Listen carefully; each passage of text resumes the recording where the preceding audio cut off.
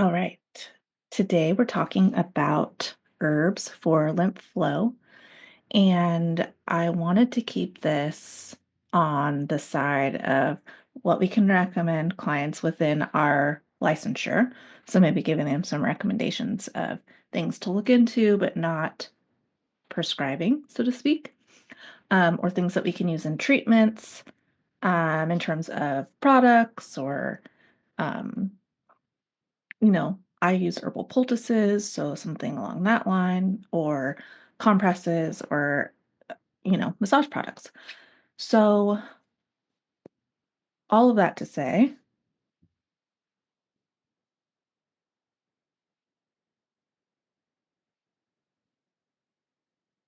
the really important thing to think about with herbs and lymphatic flow and the other aspects that we're going to talk about is that we're really not focusing on detoxification. And the reason for that is because the liver is always also going to be overloaded after any sort of lymphatic work. So we don't want to make it worse. We want to support the liver. Don't want to detox the liver because we're not really sure what's going on with their liver detox pathways. And I will leave a resource for this. I believe I mentioned it in the holistic facial course, but liver detoxification is like so complicated. The liver is constantly detoxing itself, so it doesn't really need a push. And when you give it a push, you need to make sure that every detox pathway is happening the way it's supposed to. And if there's some sort of dysfunction along the way and you're forcing basically one of the processes to speed up, but the other ones can't keep up with it, then you're going to cause more problems. So I don't recommend focusing on that in the things that we recommend for people, but rather giving them some supportive um, recommendations for their liver, things they can eat, things they can drink tea for that support the process rather than overload the process. So that's kind of the focus for today. Starting with, I'm going to go through like different types of products and then give the recommendations for those products. So the first one is herbal teas. And you can find all sorts of herbal tea blends already made, or you could make your own blend. These are teas that people can drink, or they can look for these ingredients in their teas that they're drinking already. You can look for these ingredients in teas that they're purchasing if they're looking for a specific like lymphatic tea, which companies do make those. Or this could be a tea that you use in a treatment. So for the estheticians in the group, I like to use tea instead of water. So in my like bowl that I keep clean water in, or I have like a squirt bottle that I keep clean water in, I will make a tea and use that instead of water. I will also soak my towels in tea. Or you could even take these like tea blends and put them in your steamer if you have a steamer that takes herbs. So I know a lot of us ended up getting at some point because it was popular, the Skin Act katana steamer that has the herb basket in it. And so I like to like put my teas into a tea bag and actually put them into that little basket. So just ideas. For herbal teas for lymphatic support, we're looking at red clover. Red clover is good for like cleansing the lymphatic system. Calendula, super anti-inflammatory. So generally anything that's anti-inflammatory is going to be beneficial for lymph. But it also helps to kind of stimulate lymph movement. Cleavers, which is a more traditional lymphatic treatment or ingredient, I should say. Uh, I know I've seen Leah from Lymph Love Club talk about cleavers pretty regularly when she finds them in her yard. So trust everything she says. That's a good one. Echinacea, which is going to be great for immune function. So remembering that the lymphatic system is also part of the immune system. Anything we can do to support lymphatic function, or if you find herbs that are geared towards, immune function, that's going to help to support the lymphatic system. And then burdock root. Roots generally are good for lymph support because they hold water.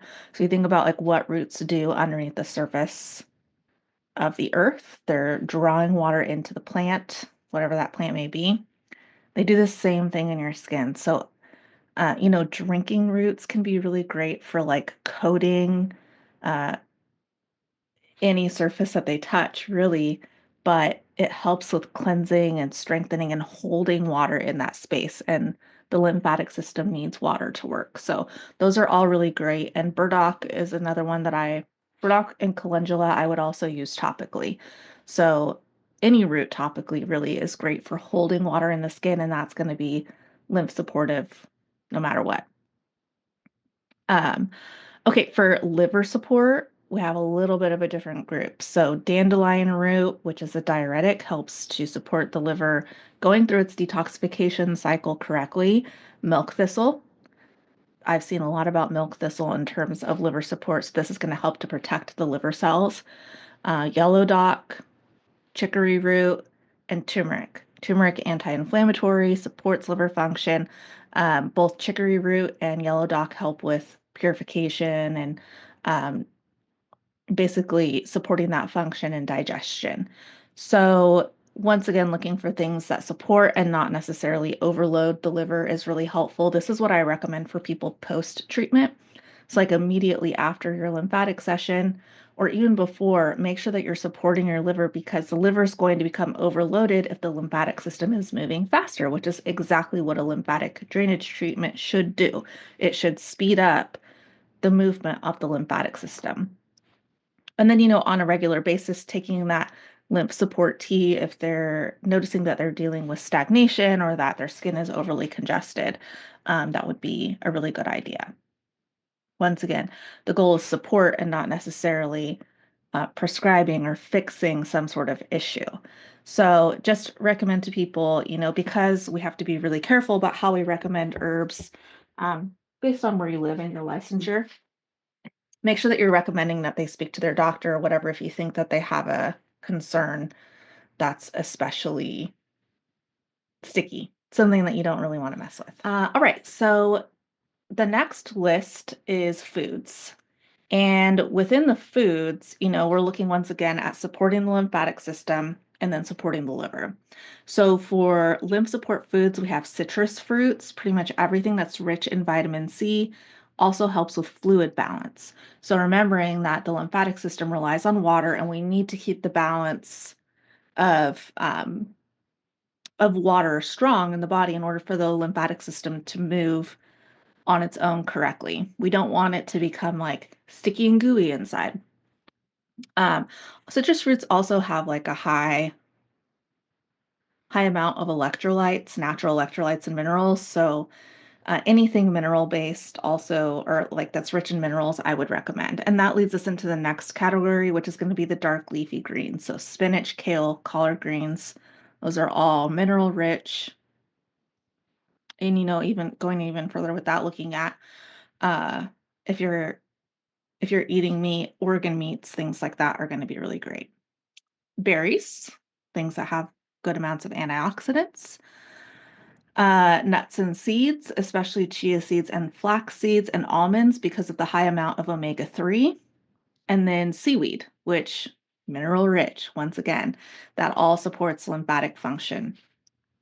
For the liver support, we're looking at garlic, which apparently in garlic, it's the sulfur compounds that support liver function. Beets, um, vegetables like broccoli, Brussels sprouts, and cauliflower are great for liver function. Avocados, which has a good amount of healthy fats and glutathione. And then green tea. Green tea is great for everything. It's a cure-all. But it's really great for protecting the liver cells, so keeping everything functioning correctly. And as I mentioned in the holistic facial course, for those of you that are in it, with dietary things, I try not to push people into changing their diet too much or thinking that like if they eat these things, it's going to fix any problem that they have. No, just maybe look at incorporating more of them in your diet. Don't cut things out, but make conscious decisions to include things that support your best health. Okay, let's get into the topical stuff. This is the fun part. We talk about putting things on people. For the teas and foods, these are maybe like home care recommendations that I would give someone. These are things you can use educationally in your content creation or newsletters or things like that, like giving people recommendations of things they can do to support their best health. Topically. So this is going to be things that we want to look for in products that will actually help. This could be, moisturizers, oils, balms, hydrosols. And we're specifically looking at the topical application and the way that it impacts the skin at the surface level, which is then going to impact how the lymphatic vessels pull fluid in. Because remember, that's where they're pulling it from. They're pulling it from that surface space. So, um, categories that are helpful for lymphatic support include holding moisture in the skin. So all the roots, which on this list I actually don't have any roots, but they're their own category that are super helpful topically. So we're looking at holding moisture, reducing inflammation, to some extent improving circulation. But I always make a point with this that increased circulation does not mean increased lymphatic flow in a non-healthy system. In a healthy system, those two things are correlated, but with most people who are suffering with lymphatic stagnation, uh, increasing circulation will actually be more harmful than beneficial. So keep that in mind that circulation is not always the best thing. Uh, and and then the other thing that is helpful are things that create movement in the skin. And for the same reason, they will increase circulation, but that isn't always the best thing. So just once again, keep that in mind. All right, so we have calendula again. Calendula is great for inflammatory concerns in general. So love calendula. You can find this in hydrosols, in so many different products that you can apply topically. I love it. Horse chestnut, not as common, but it is, I can think of a few products that you would probably find this in. Um, this is great for circulation and reducing swelling. Ginkgo biloba, this can be used for supporting circulation once again. Red clover, witch hazel. Witch hazel is great for reducing swelling, so thinking about like reducing that inflammation and not having so much like fluid flowing around. Chickweed, some of these, I'm gonna be honest, they don't smell very good, so you might want to blend them with something else. Um, Violet leaf, holy basil. So I wanted to talk about holy basil because this is one of my favorites. It's not just great topically, but it's great for inhalation. So even like smelling Tulsi or holy basil um, immediately helps to improve lymphatic flow. And so that's one that I would use in like every formula personally. It's one that I do like to use in every formula because I love how it smells. And it is a multi-purpose herb that is great for lymphatic flow, which for me is super important. But then it also helps with all of these other things. It's antiseptic and whatnot. So super helpful. Uh, Super anti-inflammatory, great for circulation. That's a top 10 herb that I would choose from. Um, okay, so when you're using these types of herbs, like I said, some of them don't smell very good. So if you're making your own blends, let's say you want to take these topical herbs and come up with a blend that's like an herbal poultice blend is what I was trying to say. Um, I would take the ones that don't smell as good. They kind of smell like hay, like chickweed, red clover, they don't have the best smell to them. So make your primary herb in this formula something that smells a little better and then add those in because they're beneficial, but maybe not as a focus of your product. And then if you're looking for hydrosols, I think calendula is probably the easiest one to find, calendula and probably holy basil. Um, Compresses. So you can actually take these herbs, mix whatever blend you want, or take a tea as well. And you would pour your hot water over them in a bowl and then soak your towels in them. And then you can actually put the towels on and let them rest on the skin for longer than normal. Maybe doing like a compress treatment. We used to do one where we would take like 6 hot towels in a row, all steeped in tea, and then compress them into the skin one after another. You basically leave it on till it cools down. So, the neck would be a really great place to do that if you're looking at improving lymphatic flow because everything has to flow through here. Uh, you could do the chest, but really like the armpits are more important, the underarms. So you can try to get the towel down in there to compress a little bit, or if they want to do it on their own, they can get in on those big areas of lymph nodes under the arms, the inguinal space, which is basically like uh, right below your hip.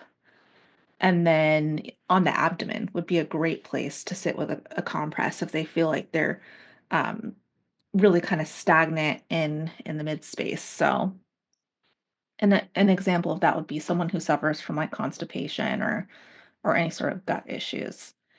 So, those are some options for topical applications. Once again, look at your products and see if you can find products that have these things in them, or if you're looking at making your own, you have the option of infusions, infusing them in oils, infusing them um, in balms, in hydrosols, things like that.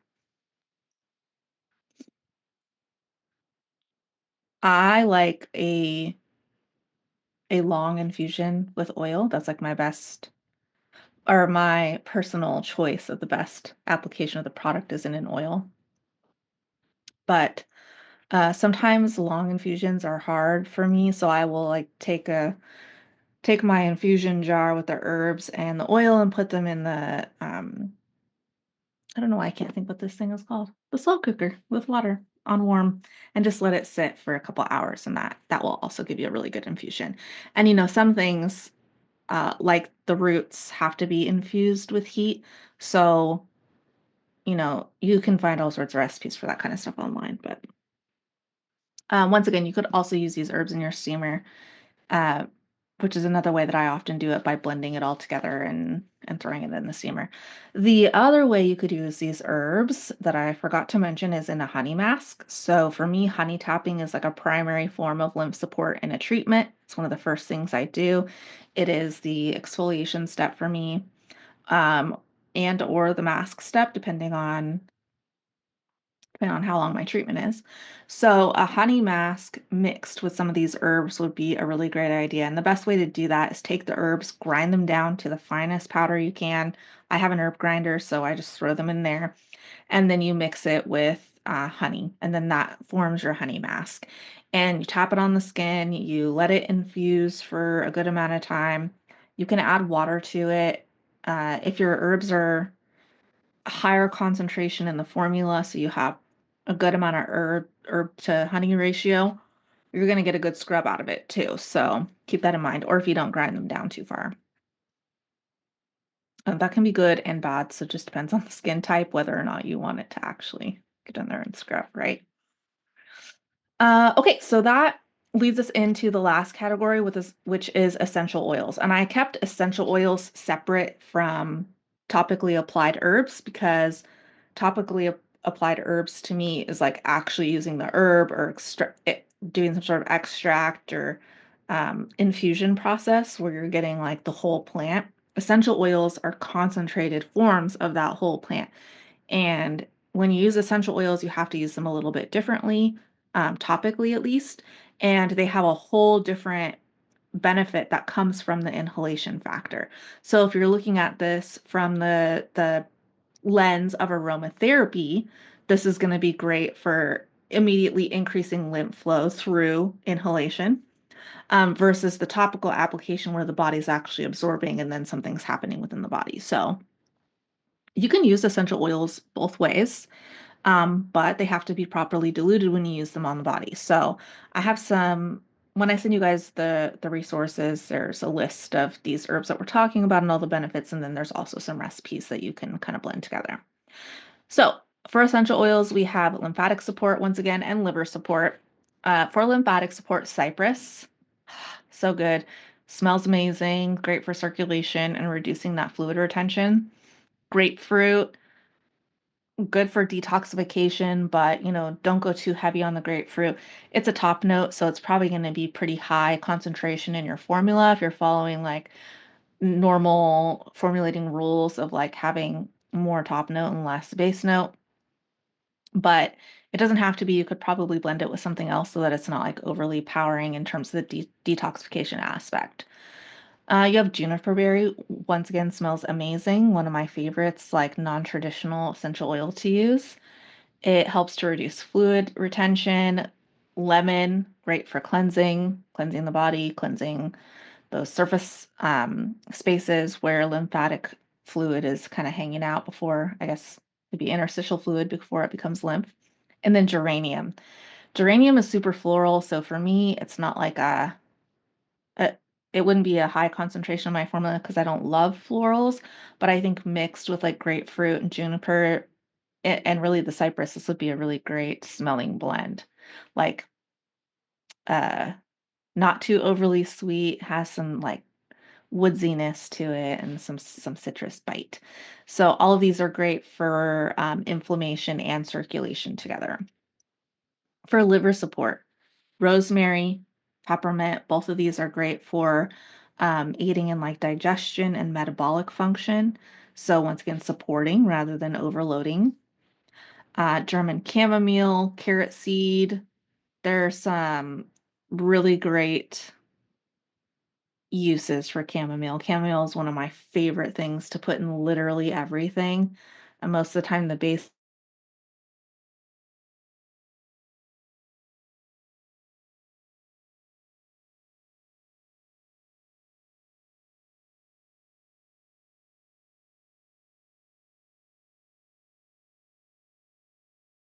my favorite.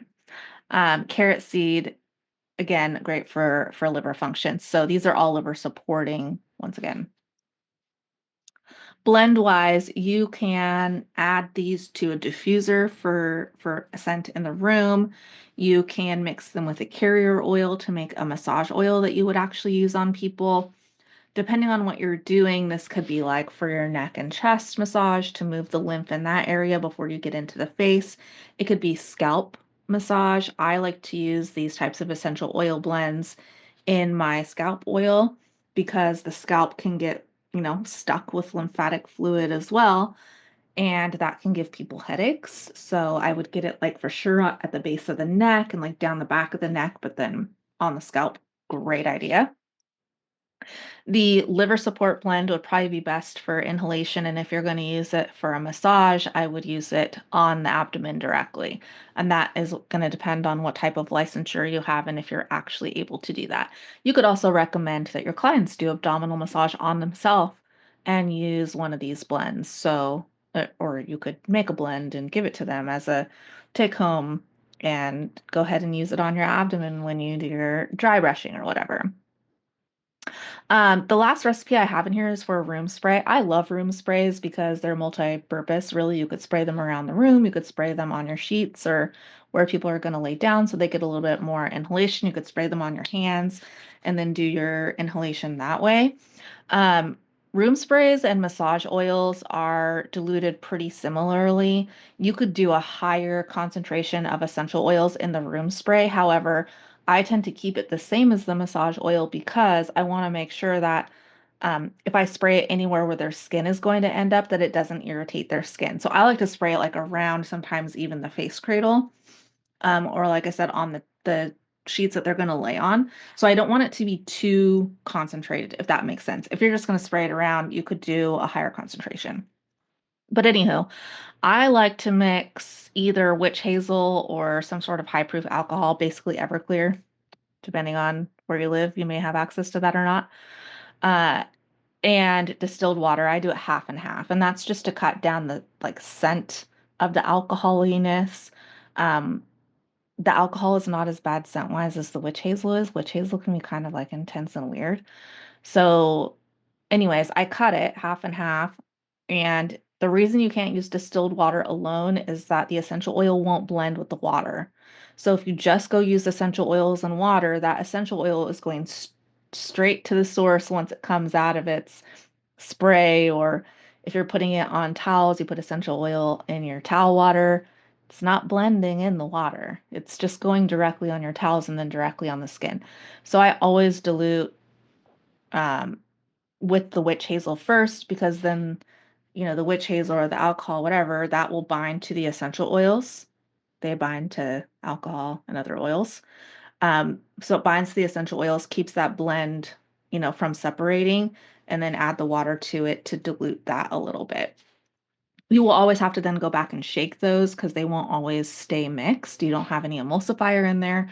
So, potentially they could separate, but just keep an eye on it. Make sure you shake them up. And that dilution should be good to not irritate anybody, assuming that they can handle those oils. So, um, that's what I have for you. Those are the things that I would recommend. So the ways that I would do this is by like giving them some sort of home care, maybe like a follow-up email after any service that we talk about lymph flow, which for me is like literally every service.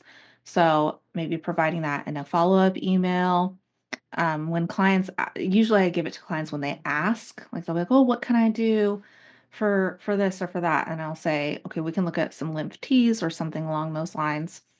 Um, that they can take at home and support their proper function. Uh, and then, like, there's plenty of accounts that on Instagram and whatnot that educate on this. So I don't usually do a lot of that type of stuff where I'm like creating content around that, but it is something that you could totally do. So yeah, that's what I have for you today. I hope everybody has a great day. Let me know if you need anything. And yeah, happy lymph flowing.